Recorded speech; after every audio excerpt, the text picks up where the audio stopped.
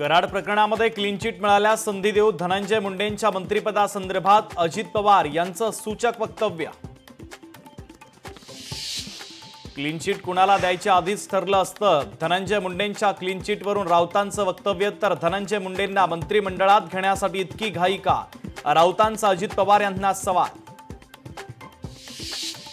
कृषी मंत्री माणिकराव कोकाटेंचा मंगळवारी राजीनामा घेतला जाण्याची शक्यता। वरिष्ठ पातळीवर चर्चा झाल्याची सूत्रांची माहिती।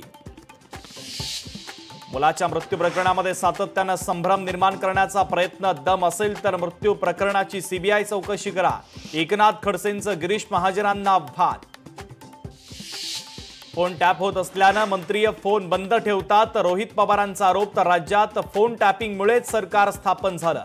रोहित पवारांच्या आरोपानंतर संजय राऊतांची प्रतिक्रिया। लाडकी बहीण योजनेचा लाभ पुरुषांनी घेतल्याची धक्कादायक माहिती समोर। तब्बल 14,000 पेक्षा अधिक पुरुषांनी लाडकी बहीण योजनेचा लाभ घेतल्याचं स्पष्ट।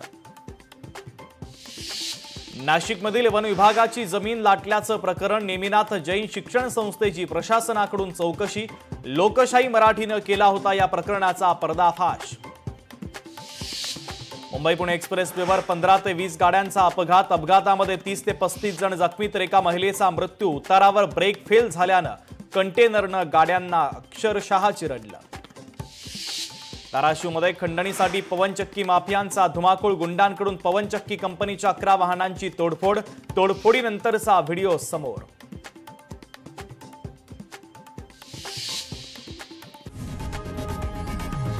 लोकशाही मराठी ऐका, पहा, जागरूक रहा।